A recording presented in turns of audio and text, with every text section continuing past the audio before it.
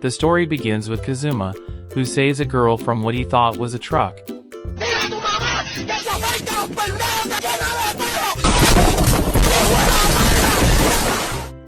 He got sent to the afterlife. The goddess, Aqua, later reveals that it was actually a tractor. Even worse, the tractor was not even going to hit the girl and Kazuma died from shock. Feeling pity for Kazuma, she tells him to choose anything or anyone to bring with him to the ice sky. Kazuma, the big brain, chooses Aqua. Here they are. Aqua is panicking because if they don't defeat the Demon Lord in this world, they are never leaving this place. Both of them go to an adventurer's guild and after earning some coins, they receive their registration card. Kazuma's card looks to be average in every aspect. Meanwhile, Aqua's card is one of the strongest cards in the guild, except for her intelligence stats being 0. Finally, they are tasked to hunt down giant toads. As Aqua is having the time of her life making fun of Kazuma, a toad appears behind her. She thanks Kazuma for saving her and rushes toward the other toad to show the power of a goddess. Goodbye, Kazuma.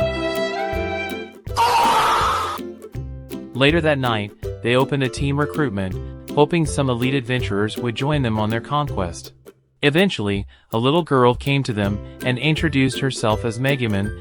They then head outside to hunt some toads. Aqua then rushes to another toad to prove to Kazuma and Megumin that she is a strong goddess. Megumin then shows what true power is like, and with her explosion magic, she obliterated the toad. I mean literally bro turned into ashes. But then, she ran out of energy. Both of them now defeated by the toad, Kazuma had no choice but to save them again. Later that day, as he is contemplating his fate, another girl appears, Darkness, a crusader demands to join their team. She wants to be the team's human shield and gets turned on every time she is abused. The next day, Darkness's friend, Chris, teaches Kazuma a new ability called Steel. He tries it. Bro was excited. A few moments later, Kazuma decides to demonstrate it again, and steals Megumin's. Bro is committing war crimes. Suddenly every single adventurer is called to gather at the front gates as a group of Cabbages are coming to attack the town. Yes, Cabbages. Darkness then shows her power to Kazuma by acting as a human shield, getting turned on as the Cabbages start to hit her body. Megumin decides to use her explosion magic and bomb the whole place. The next day, Aqua chooses a quest to purify a river for money. Kazuma got an idea. Aqua feels like an exotic creature on a parade. They dumped her into the water and wait for her purification process, but crocodiles start to attack the cage.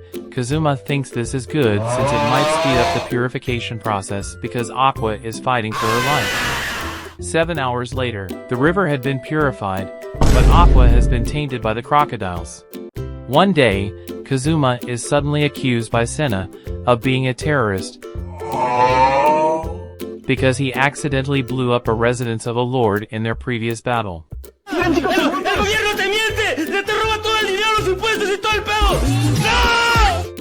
Megumin defends poor Kazuma by stating the only crime he has committed was stealing her panties. Sexual harassment. Everyone then starts to defend Kazuma, until Senna said, "I won't stop anyone who wants to join him in prison." The betrayal was too real. Kazuma asks for the support from the town's guild. Who the fuck is that guy? Who the fuck is that? Aqua wishes him good luck. He lies down in his cell contemplating his fate. Suddenly a massive explosion happens and Aqua tells him that it's all part of the plan to rescue him. She gives him a saw and waits for him outside. How is Bro going to reach that? He accepts his fate and goes back to sleep. His execution date is here. Bro knows how it's going to end by having 3 useless defendants.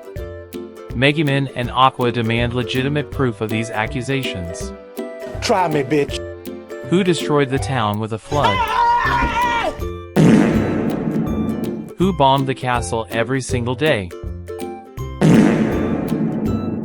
Seeing the two useless had lost, and Kazuma's death is imminent. Darkness then plays her trump card, the Dustiness family crest, and made an offer to spare Kazuma, but the Lord can take her instead. Oh, yeah. They are now tasked to hunt the toads that had woken up because of Megumin's explosion. As usual, Aqua doesn't want to be toad food again.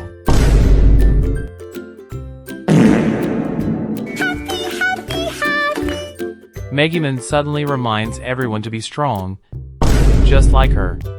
She is barely holding onto her stick. Kazuma tries to save Aqua with his bow and arrow. Let's say he tried.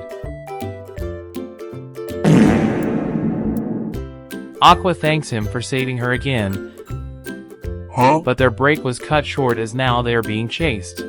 Senna and Aqua got yipped away. Suddenly, a girl appears and with her light of saber, saves them all at once. She introduced herself as Yun Yun, Megumin's long-lost rival. She challenges Megumin to a martial arts duel, and then she realizes Megumin is covered in slimy toad excrement. Yun Yun did not escape mighty Megumin's wrath. Both of them then went to Wiz's shop to settle their duel by battling on who had the sadder past. Aqua and Kazuma couldn't believe what they were seeing, Megumin eating bugs to survive, stealing bread, Yun Yun celebrating her birthday alone, and playing chess against herself. Megumin then smashes the crystal ball to stop the embarrassment. Kazuma, now you pay the bill, yes. No, Yun Yun idea, she pays. The next day, the broke trio decides to take on a dungeon guest. Megumin is tasked to guard their way out while both of them clear out the dungeon. Upon inside, Aqua proved to be very useful in purifying all of the undead souls with her powers. But Kazuma realized something. Aqua, remember when the Dullahan undead chose to chase you instead of anyone else? Yes, I do. What about the crocodiles? Yes, a lot of them, yes. What about the amount of undead we just encountered? Are you the cause of all my hardships? Aqua begs Kazuma not to leave her behind as a lot of undead start to appear again. Sometimes later, they eventually made it out alive and enjoyed their reward. All hell broke loose as Kazuma starts to steal panties again, but at least today, they all had a great time. But out of nowhere, Darkness returns from her violation session with a brand new look. Megumin and Aqua feel sorry for her because of what she must have gone through. Darkness tells them that there is a bigger problem. Because in exchange for Kazuma's freedom, she must marry the governor's son. Kazuma realized this is a good opportunity to get rid of one useless member. Eventually, the three idiots formed a master plan to cancel the marriage. But Megumin is sent off by Senna to clear up more toads. Kazuma and Aqua are disguised as Darkness's butler and maid. Here comes the prince. Darkness immediately starts a rant about how much the prince sickens her. Because her type of man is weak-willed, lustful, wild, lecherous, gluttonous, and easily seduced. In that instance, Aqua and Kazuma knew that Darkness was too far gone. They then go to the garden so Darkness can get to know Walter better. Darkness, filled with rage, tears her clothes open and challenges Walter to a fight. Walter has sworn as a knight he would never fight a woman, so he admits his defeat. Not accepting that, Darkness challenges Kazuma into a fight to prove that this is the kind of man she wants. Kazuma and Darkness then go toe-to-toe, knowing her weakness is violation and harassment. Kazuma threatens her that whoever loses this fight will have to go through the dirtiest, unforgivable, unimaginable act of torment that the winner desires. In an instant, Darkness pulls back her power and falls on her back. Her father comes in. Sir, it's him. Sometimes later, Walter pulls out of the marriage because he thinks that Darkness would be better off with Kazuma. Hearing that, she regains her consciousness and lies to her dad that she is carrying Kazuma's baby. Aqua, being intelligent, believes it and goes crazy. Suddenly, Senna enters the room screaming Kazuma's name. Kazuma now has a new weapon, a katana, but it looks like he is having some difficulties with it. So, bro got the Asian PP version. You tripping, bro. You tripping. The quadruple idiots are now tasked with a new quest, to hunt down lizard runners.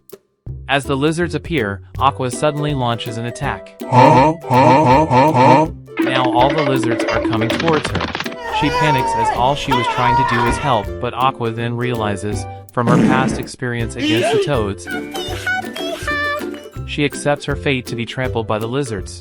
Megumin comes to the rescue and is about to blow them up until she runs out of magic.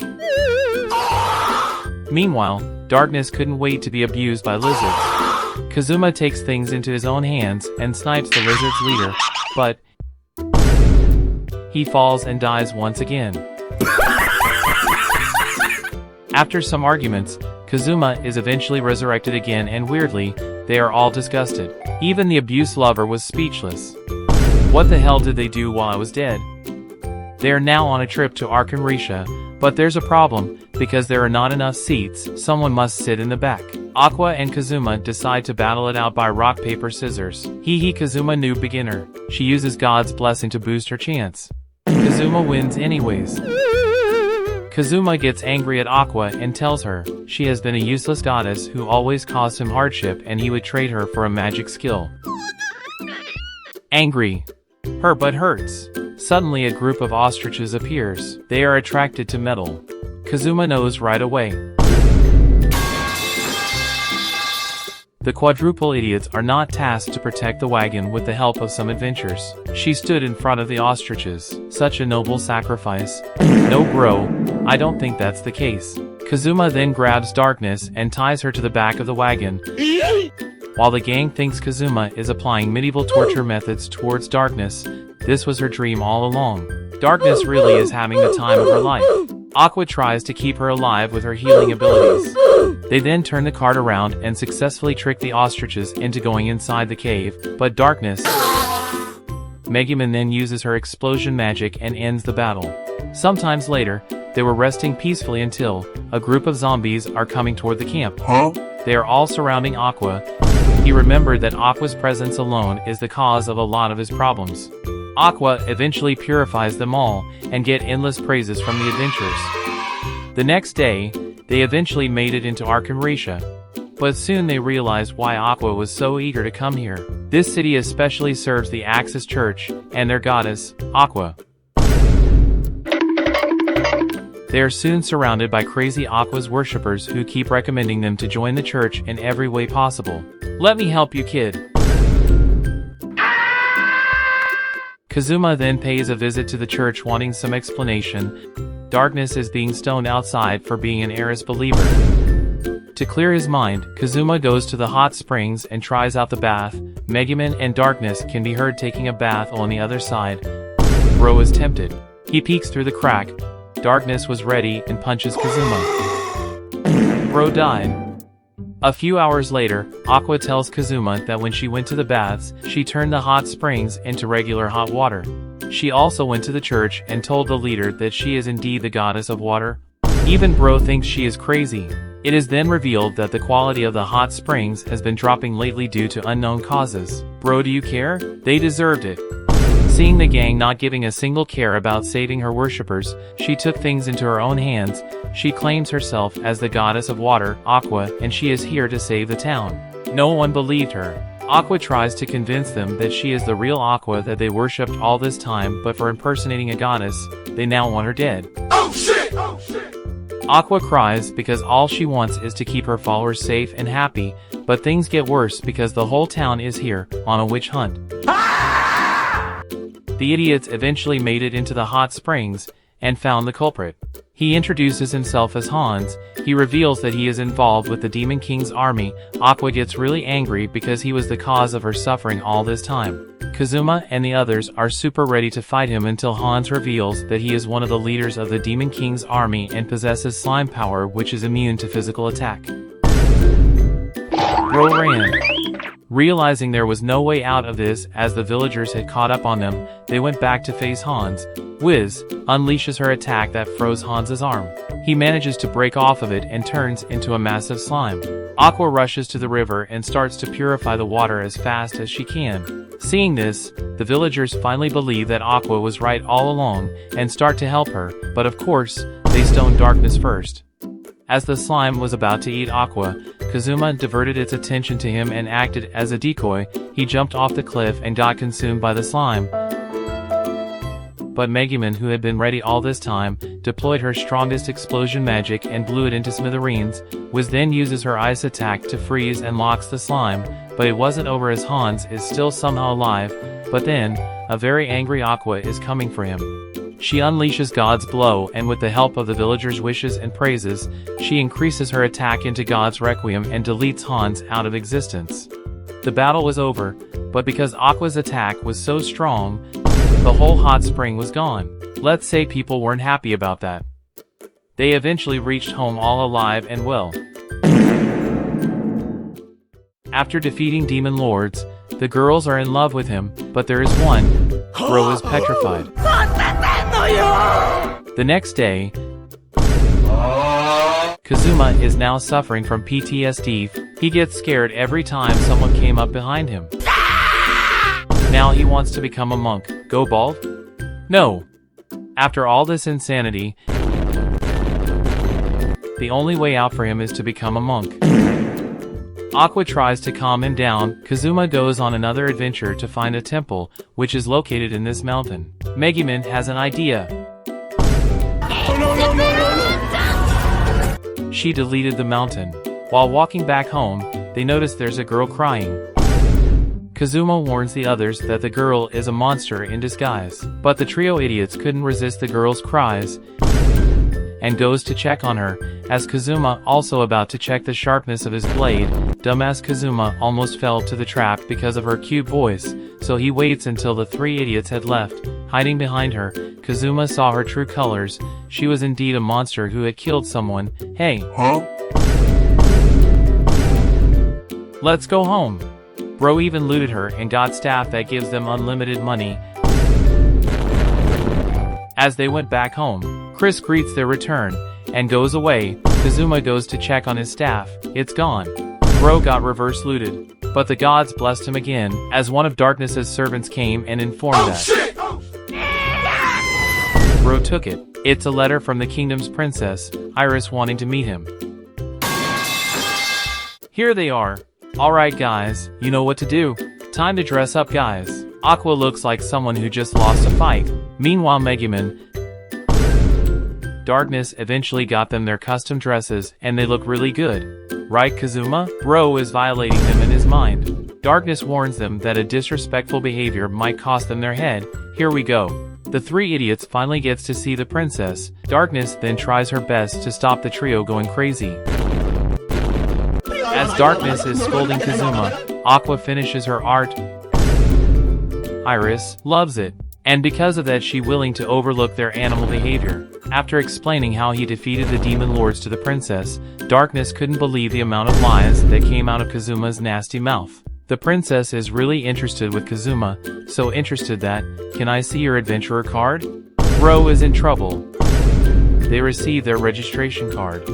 Kazuma's card looks to be average in every aspect.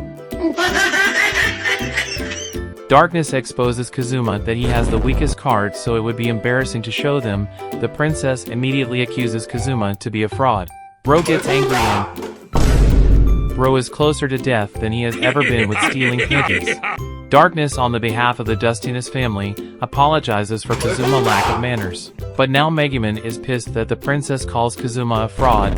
Meanwhile Aqua doesn't give a damn. Darkness then begs the princess to apologize to Kazuma for calling him a fraud because he did truly defeated those demon lords. Iris starts to yap about what she says will stand and blood got slapped. Out of reflect, one of the guards slashed Darkness's arm trying to protect the princess. Darkness then apologizes for slapping the princess and tells her that's not a way to treat someone who has fought super hard and achieved so much because he has no obligation to show his card to anyone, even the princess. Iris finally understands, but Kazuma goes wild and tells the guard that he will show them how he defeated those demons. Bro did his bread and butter. Bro did it again. They all eventually apologized and made peace. Iris tells Kazuma that she looks forward to hear more of his adventure stories. So as they are about to leave, Iris grabs Kazuma's hand and teleports into her castle. Why did you do that? Well, I wanted to hear more of your stories. Bro couldn't fathom to be at the royal castle. Rain introduces him into his room and informs him to humor Iris for a bit, because she is jealous of how much fun Darkness seems to have.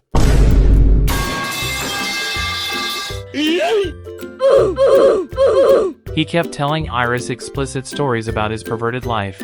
Claire tried to stop him, but she gave up. Kazuma spends his time at the castle harassing the staff and playing with Iris. Until one morning, he thought it was Maria, one of the servants he violated, so he talked nasty to her until he hits the trios. Bro looks like he is about to commit seppuku. They are here to take back Kazuma to complete their quest on defeating the Demon Lord. To return back to our world, remember? Darkness asks for Iris's permission. She grants her wish, but she would like to hold a going-away banquet for him tonight. Here they are. The two pigs are enjoying themselves. The royals are semi-harassing Darkness for her beauty. And there is this guy, remember him? He was the one who accused him as a terrorist. I'll do it again. Kazuma got an idea. He screams to them that did Darkness forgot all the weird things they did together? I'm your partner. Darkness destroys him. Bro got kicked out. What are you doing here? Bro is happy again. She tells Kazuma that the reason she likes him is because everyone always dotes on her, but he never backed down, always arguing. She even had an idea of being an adventurer to be with Kazuma and his party, but the royal guards would never allow her to do that. She mentions there is a thief who only targets nobles with nefarious reputations. Kazuma ran inside and told everyone that he and his party will find this thief. Why Kazuma suddenly wants to help the people? Well, so he can stay around at the castle more to catch this thief. Claire assigns them to their first mission, to guard a royal's house. It's Arlot's house. Not even a minute in, they are already arguing on who is going to get the biggest room. Darkness apologizes. Sometimes later, Kazuma found Lord Arlot's favorite room. He goes to check on it. It's a magic mirror where he spies the bath. Do you want to join me? A rare occurrence, Kazuma rejects the offer and tries to kick him out so no one would see his friends bathing, except him. They continue to yap on in. You want to see me shower? Sometimes later, while Kazuma was eating, Megumin greets Kazuma and asks him out on a date. Kazuma is a bit suspicious, but hey, I might bag a loli, so let's go.